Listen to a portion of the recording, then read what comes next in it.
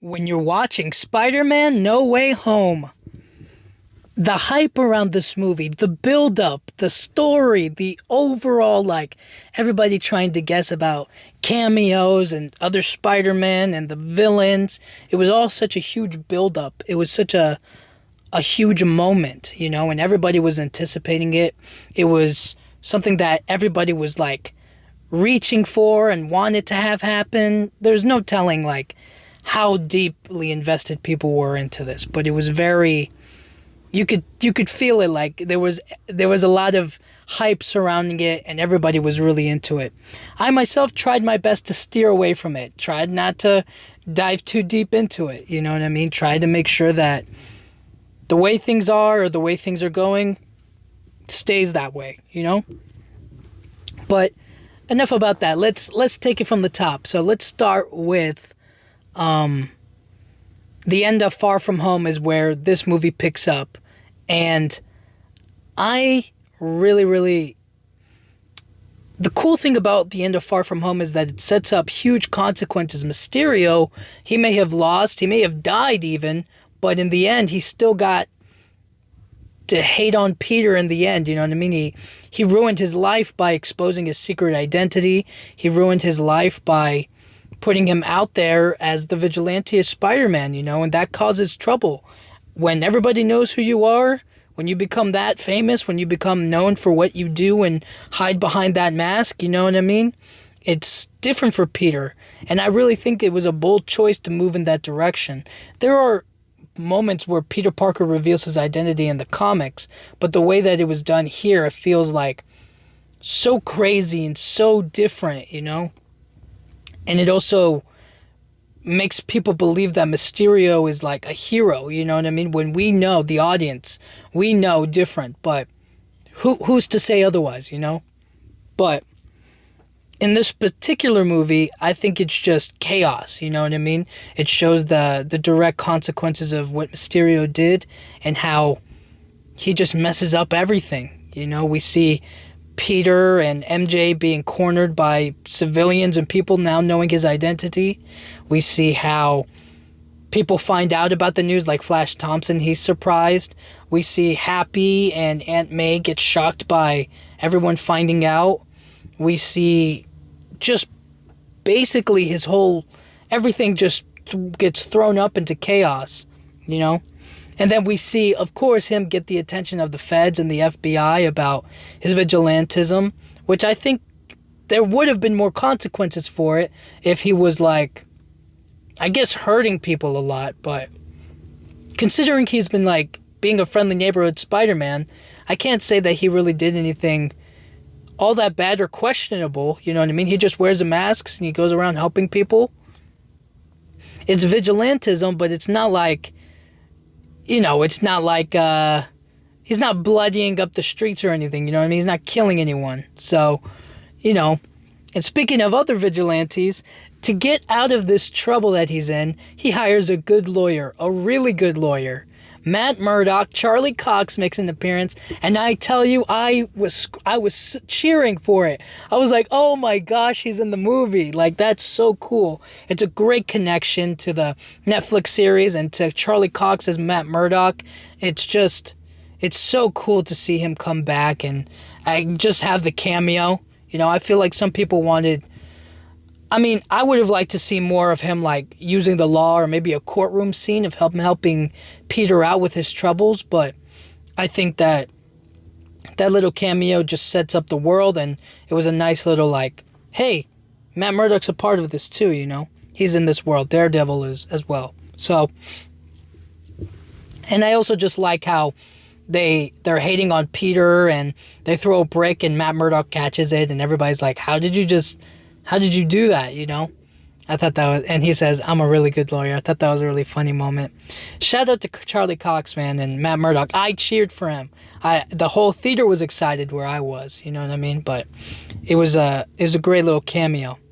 And so, now that he's out of all of his legal troubles and he's Spider-Man to the whole world now, it's time to start school, his senior year of high school. And he's getting ready for college applications, applying to MIT's the big one, and all of the backup schools in the Boston area, stuff like that. And it's funny seeing how the school reacts to him. And again, they do a great job of showing like the public's opinion, or showing like the differences and the changes that happen in like through the education system, you know what I mean, amongst his teenage colleagues and the teachers, you know what I mean. Some of them see him as a hero and they really like appreciate him and care about him and respect him. And then the other teacher is kind of like, no, Mysterio was right. They hate him. They don't like him. They're kind of indifferent towards him. So it's really fun to see, and I think they do a good job of adding that humor to it. So it just kind of shows like how his life is so different and has turned upside down now. I think they do a great job of really showing that. And then next, we see that him, MJ, and Ned, because they're all connected to Peter Parker, and him being Spider-Man, they can't be a part of... They can't go to MIT. They're rejected from their dream college together. And so Peter is obviously disappointed, and he feels like, I did something because I felt like it was the right thing to do, and I'm being punished for it. And now everybody's facing the consequences for it as well. It's Ned and MJ. Happy's being under investigation for the Stark technology. They took the Edith glasses. They took away something that was like passed down to him, you know? And now his friends are being hurt. They're getting caught in the mix. And it's not fair to any of them, you know? Aunt May also got in trouble with the feds, talking about how she's his legal guardian and she encouraged his vigilantism, his behavior, his fighting crime, and she actively participated in putting him in danger, you know? And so all of them are facing the consequences of Peter's choices, you know? And now he wants to correct it. He wants to figure out, is there any way that we can fix this? And he thinks about Doctor Strange. And shout out to Benedict Cumberbatch for making an appearance in this one. I think he connects a lot of dots and he helps out. I thought it was really cool to see him come back, and he kills it in his role. He does what he needs to do, and he helps the story progress. And so I really thank him for his work. He did a great job. So Doctor Strange is like, I can't go back in time to stop Mysterio from revealing your secret, but I can make everyone forget that you're Spider-Man. And so he creates a spell that's going to make the whole world forget Peter Parker is Spider-Man. And now Peter's kind of like, no, don't make everybody. My girlfriend, MJ, she needs to know. And Ned, he's my best friend, he needs to know. And Aunt May, she needs to know. And Happy Hogan, he needs to know. Everybody who knew before, you know what I mean? He changes the wish the spell multiple times, and he ruins what's going on. And Doctor Strange tries to pass down some wisdom to him. It's like, you're trying to live a double life here, and it's really difficult, you know what I mean? That's the problem here. And if you've talked to the college already about you and your friends, then there's nothing else you can do, you know? And then Peter realizes that, like, wait, hold on. I could have called them and, like, appealed. And he was like, you had me try to brainwash the entire world before you even thought to call up the school? And it's a little bit of a, like, obviously it's a little bit corny, or I guess cheesy, or kind of like, whatever. But he's just a teenager, you know what I mean? I wouldn't have thought to call the school. I would have gone to Doctor Strange too, I guess. You know, being his age and all, but you know what I mean? It's funny, and he's still a kid. He's still making mistakes. So anyways, we see Peter's like, all right, well, if I got to call the school, if I got to get an into MIT, there's only one person I know who is actually going to the school, and that's Flash Thompson. And so he gets Flash Thompson to like tell him where like the admission lady is, and Flash and Peter have like a really funny moment where he's like, "Come on, I'll do anything," and he's like, "You know what I want," and Peter's like, "Fine, I'll tell everyone we're best friends." You know what I mean? And so he tells them the admission lady left and she's on her way to the airport. And so Peter swings his way over to the admission lady on the bridge, and he catches her in traffic, and he makes his case. He tells them that like MIT shouldn't be dumb like Peter was and getting them caught up in all his mess.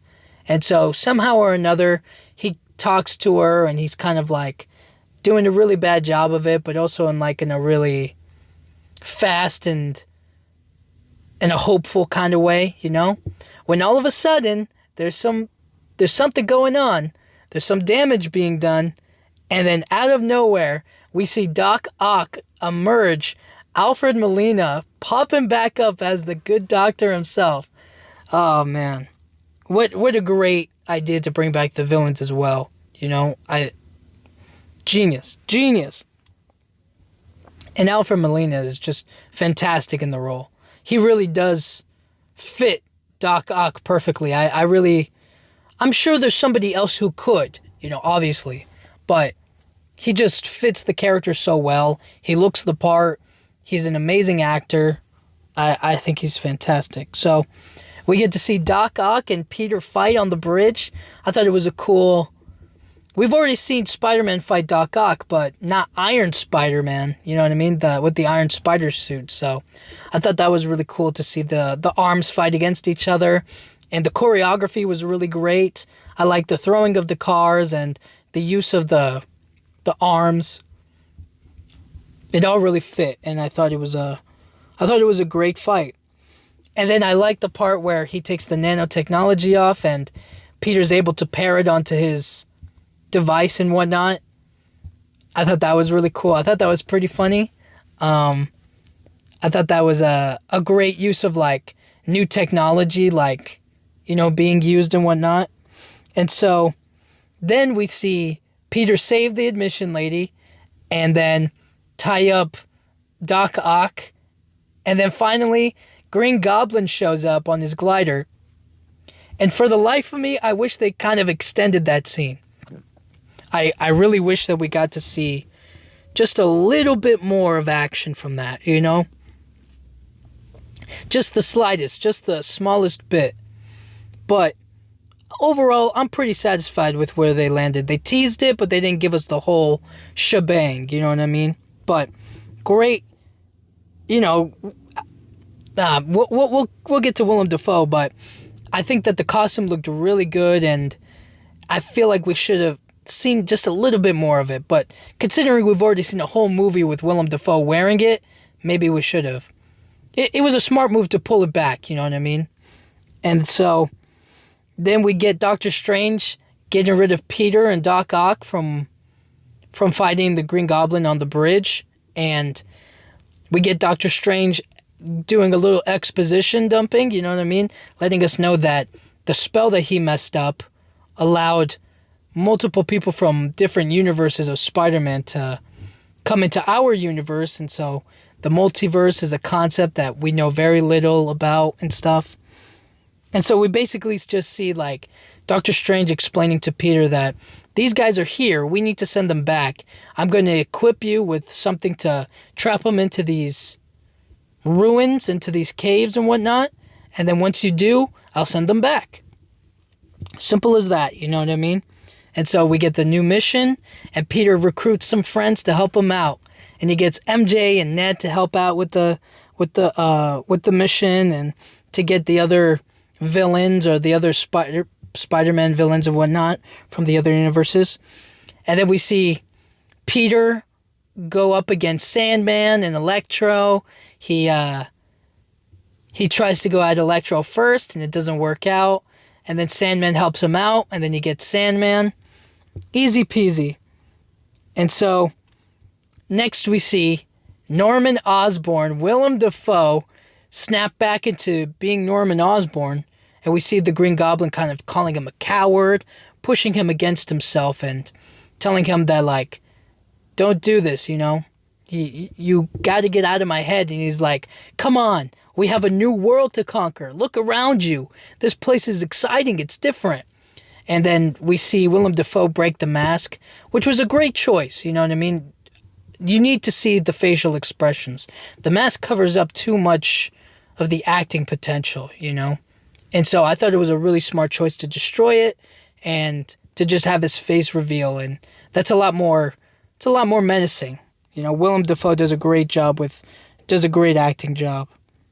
And so we see Peter fix up what damage he caused to the power lines when he fought against Electro and Sandman. And then he gets a call from Aunt May telling him that one of those supervillains that he's trying to find showed up at Feast. And we see Norman Osborn being Norman Osborn for the little time that he can, you know. He's confused and he doesn't know what's going on, how he showed up in this place. Oscorp doesn't exist in this universe. His son is gone. His house is gone. He doesn't know what to really do. And so you could see the duality that Willem Dafoe brings to the character, the differences in how he portrays Norman Osborn and the Green Goblin, the two halves that are living inside of his body, you know? And it's such a great take on what he does and how he does it, you know? It works, you know? You really feel the complicatedness of it. You feel for Norman Osborn, and then you also feel for you also feel like, oh man, when the Green Goblin shows up, it's crazy, you know what I mean? It's chaos, it's mayhem, you know? And so we see Peter we see him get to Feast, and then he meets Norman Osborn, and then Aunt May's kind of like, you have to help him, Peter. And Peter's like, well, I'm going to send them back to their universe. That's the best thing that I can do. And Aunt May's kind of like pushing him or pressuring him.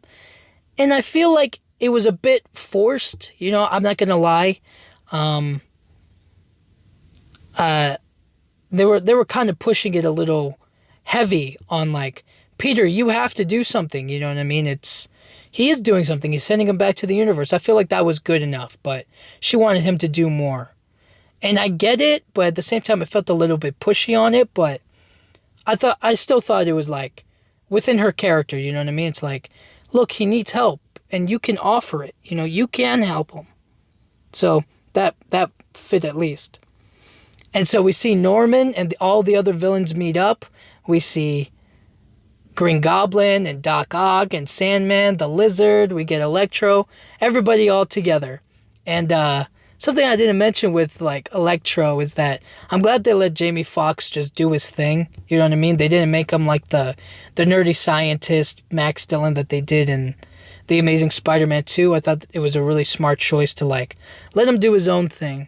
And then I thought it was really cool to see Sandman and the Lizard, but they were mostly CGI, and it's a shame we didn't get the actors themselves to play the roles or like be involved, you know what I mean? But nonetheless, I'm glad that they, in some way, shape, or form, allowed their physicality, their voices, or maybe their faces to like eventually show up. But you know what I mean? I'm glad that they allowed that at least. So Norman and the other villains meet, and they talk about how they share or they live in the same universes. They talk about how Norman died and Doc Ock died, and how Sandman is like caught up in the mix and whatnot, you know? And so Peter finally gets them all there, and Doctor Strange captures Norman, and he's like, all right, cool, you got them all. Time to send them back. And Peter's like, well, hold on. If we send them back, some of these guys are going to die. You know what I mean? And Doctor Strange is like, it's kind of what happens to them. It's their fate to die by Spider-Man and whatnot. And they're like, Peter questions it. He's like, come on, Strange, have a heart. We gotta figure out how to help them. And Doctor Strange is kind of like, he's a little cold with it, you know, and I feel like that fits his characters. Like, in the grand scheme of things, their lives are small compared to what else happens. So then we see Doctor Strange and Spider-Man have a little fight over the box containing them. I like the part where Doctor Strange pushes Peter outside of his body, but then Peter's spider sense still allows him to like avoid Doctor Strange, you know what I mean, from grabbing the box. I thought that was really cool. A cool moment. And then they fight in the mirror dimension. And let's just be real here. Peter would have lost if Doctor Strange was actually trying, alright? He wasn't really trying. He was just trying to get the box from him. So, if he was actually putting it on, like, Spider-Man, Peter has to win for the plot, you know what I mean? If Doctor Strange was really trying, he would have won. So, let's put that at ease, okay? But anyways, we see Peter defeat Doctor Strange and leave him in the mirror dimension, and he escapes. And so he comes back and he's like, I can help all of the villains, you know? I can help you guys before I send you back. That way when you go over there, you have a second chance at being yourselves, doing what you want to do, you know? And that totally fits his character. Him knowing that they could potentially die and that he could help them out as well, I think is really neat, and that fits. So Peter's going to use the fabricator over at Happy's place, some of the missing Stark technology that the feds are looking for. They didn't think to search his apartment, but whatever. He's going to use the fabricator to basically learn about their ailments and then heal them, fix them, correct them, get them back to normal, you know? And so we see a little bit of like Sandman sitting on the couch and then like spreading more sand. We see like Sandman and Electro bonding over like falling and turning into new stuff. We see Doc Ock and Aunt May have like a funny little water thing because he's an octopus and has 8 limbs and stuff, like fresh water or salt because you're an octopus. I thought that was a little cute Aunt May moment. We see the lizard just kind of hangs out in the van. Probably too much money to CGI him the whole time, you know what I'm saying? And then we get to see Doc Ock get healed and fixed with the chip on his neck on the back of his head get fixed. And he starts to help out.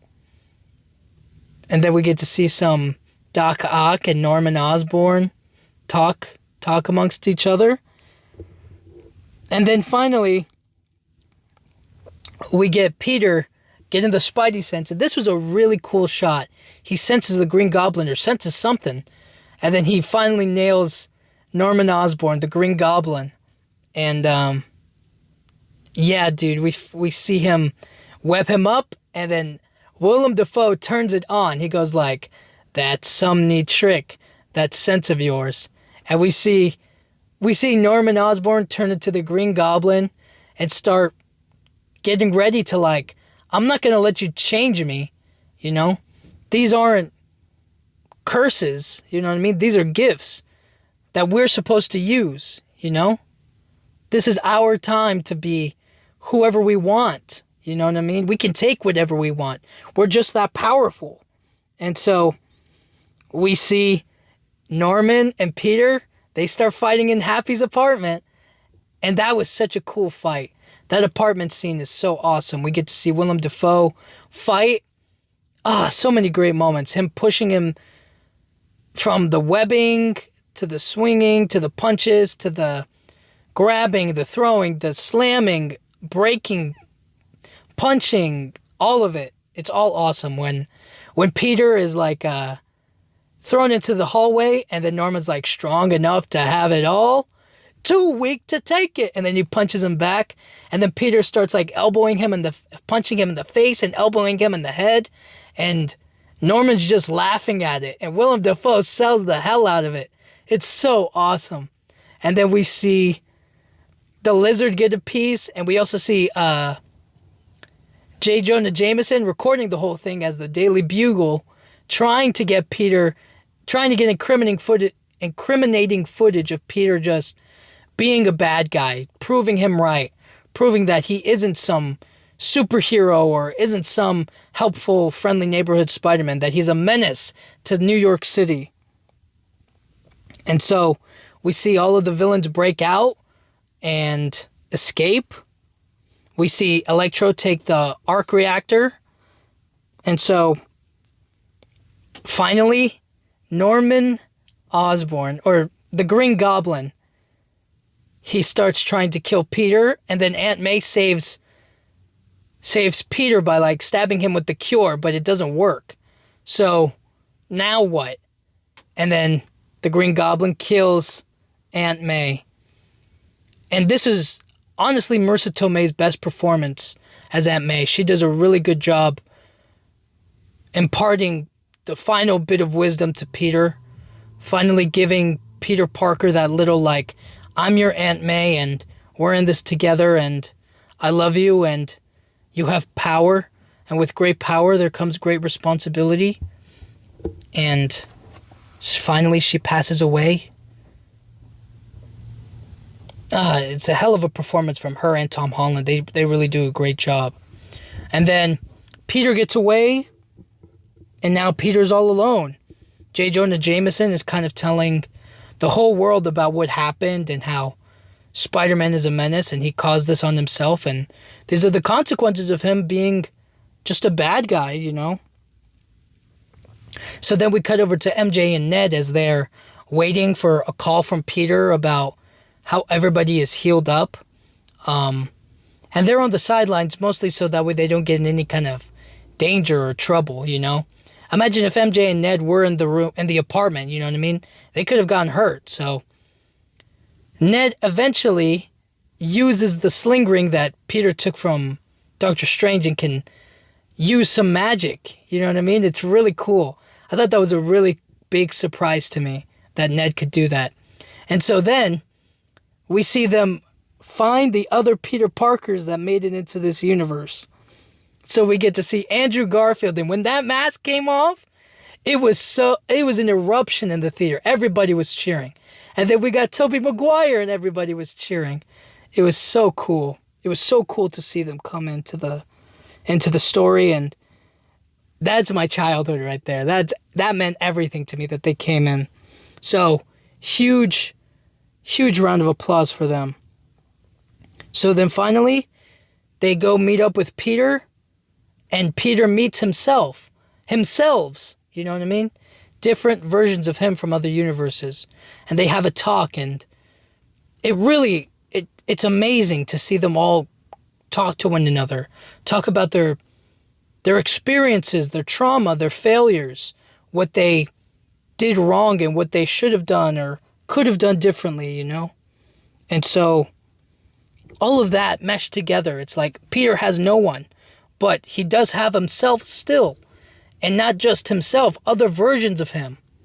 And so I feel like it makes sense, you know what I mean? That when he has nobody else to turn to, he has other versions of him to look up to, you know?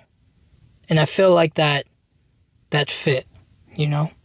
And so eventually they all get together and they're like, all right, we're going to cure them all.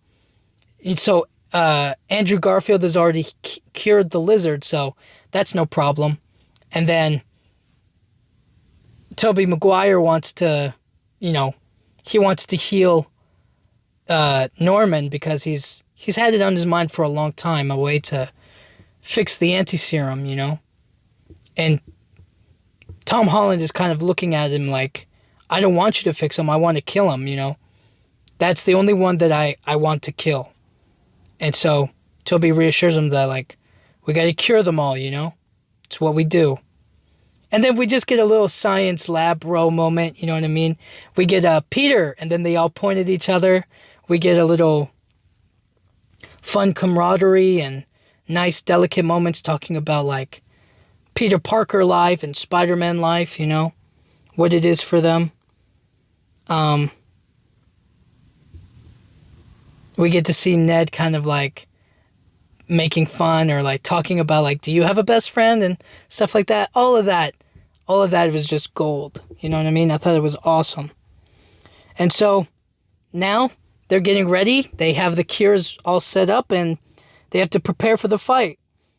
And so they go to the Statue of Liberty, and now they're just waiting for the other villains to show up and wait to, like, take the box back from them, you know? And so they have a little talk amongst each other. They talk about how Tobey Maguire makes his own web fluid. I thought that was a fun little moment, a cool little thing that they did. I thought it was really cool that they were all shocked by that. I thought it was really cool how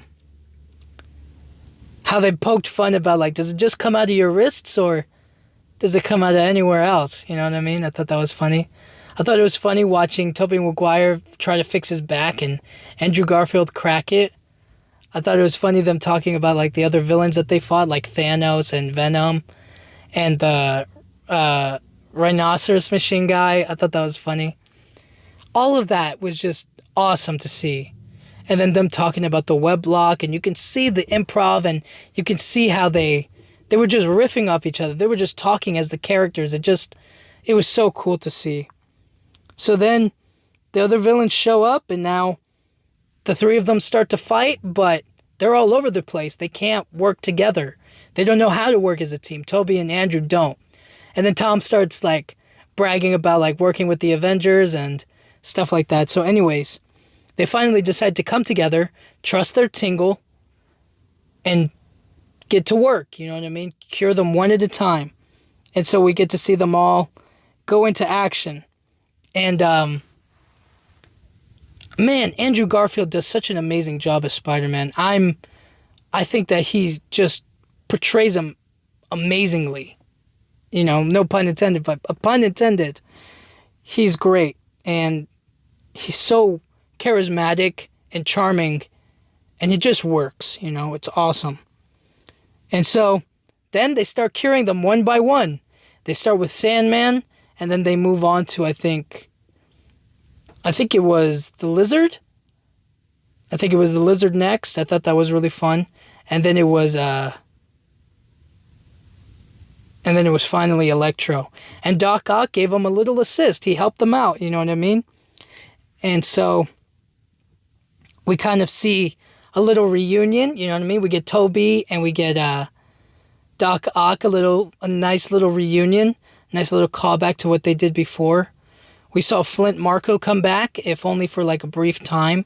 Although it wasn't really him, it was just previous used footage, you know what I mean? Which is why it was a bit disappointing that the actors didn't come back. But I don't know why they didn't, but you know what I mean? So, anyways, they cure each of them one by one. Doctor Strange comes back, and he's like, all right, it's time to send them home. Good work, kid. But now, it's time to let them go. And that's when Green Goblin decides to arrive. And he says, can the Spider-Man come out to play? And he throws the little razor things. And for the life of me, I wanted Tobey Maguire to say, hate those things. And he dodges them. And then Green Goblin takes the box and puts a bomb in it. And it explodes and everybody's all messed up. And, Zendaya, MJ, starts to fall off the Statue of Liberty, and Peter goes to reach for her, but he gets hit by Norman, by the Green Goblin. And so who comes running to save the day? Andrew Garfield, baby. Redemption. He saves MJ, and you can feel the pain in his eyes, the sadness, man, I wish I could have done this for somebody I loved. And so it was just beautiful to see him be able to save her, you know, a little redemption. And so finally, once Peter knows that MJ and Ned are okay, they're safe, he starts to go against Green Goblin, hand to hand. He's ready to kill him. He wants to kill him. And so they start fighting, and Willem Dafoe does great. That fight was so fun to see, and I think they do such a great job with it. And then Peter's about to kill Green Goblin when Tobey Maguire stops him, and he's just trying to protect that innocence, you know what I mean? He knows what it's like to walk down that path, and it doesn't cleanse him, you know? And so he stops him, but then he gets stabbed by Green Goblin. And then finally, Andrew throws the cure to Peter, he stabs him, and then he's cured. And Norman Osborn is back and he's just like, what have I done? And then we see the multiverse is breaking apart. We see Doctor Strange trying to contain it, but it's just not working. And so finally, Peter's like, all right, we got to change the spell. Make it so everybody forgets who I am. And Doctor Strange lets him know that everybody who loves and cares about him is not going to know who he is anymore. And Peter knows that and is willing to sacrifice it to do the right thing, to save the world, to prevent the multiverse from coming in. And so Doctor Strange agrees and he's like, so long, kid. And he gets it ready. Peter says his goodbye to the other Peters. They have a little bro hug. I thought that was a really nice moment. And then Peter says his final goodbyes to MJ and Ned to let them know that this spell is going to make them forget who he is. But he's going to make it right. He's going to make them remember who he is. So we get a last kiss between MJ and Peter, and he's on his way. And so we see Peter's now living alone, visiting Aunt May's gravesite, seeing Happy. Everybody forgets who he is, and he tries to convince or go see MJ and Ned and kind of be like, hey, I'm Peter. You know, he writes a script trying to be like, I'm Peter Parker and you don't know who I am, but we go to high school together and da-da-da-da-da. So in the end, he can't go through with it because he sees MJ got a little cut, a little Band-Aid on her head, and he realizes that letting them into his world could hurt them. And he doesn't want them to get hurt. And so another sacrifice. He gives up his friends and he solely dedicates himself to finally just being Spider-Man. Peter Parker is forgotten and he has a responsibility now. And we see him craft his own suit. We see him go out there in the Christmas and the winter, the Christmas season of New York City. We see him swing around. And that's where the movie ends. And there's so many little moments I missed here and there, but it's just, I really love this movie. It does a great job of bringing in characters and explaining things and having it all flow and work for me.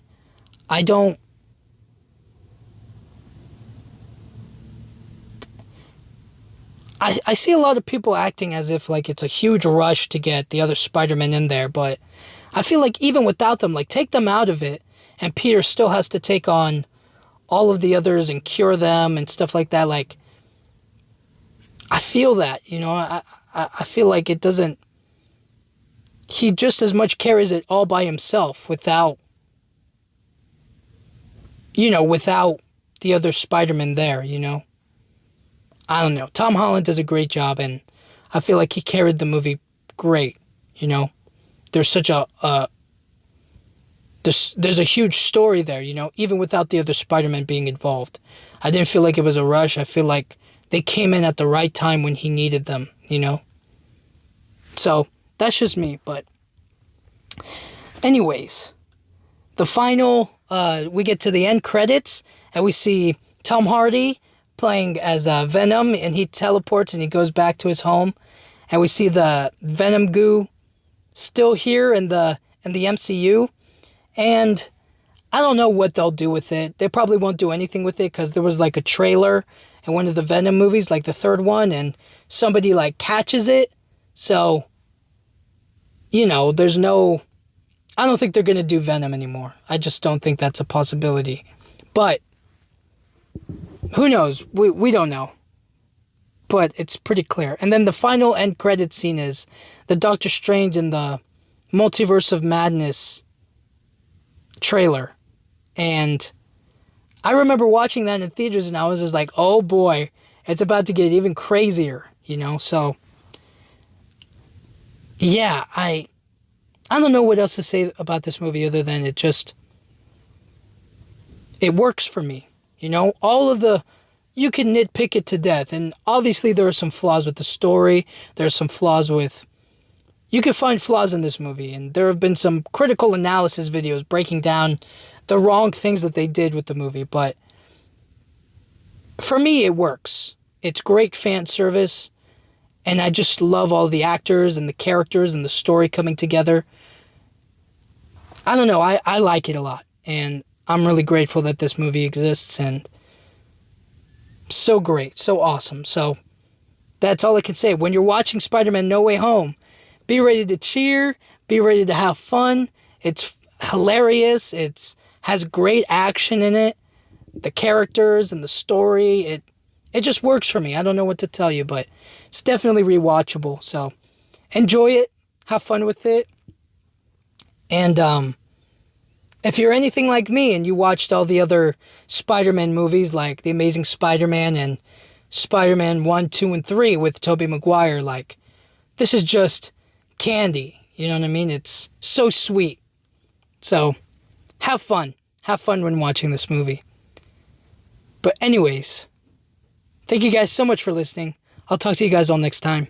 Thank you.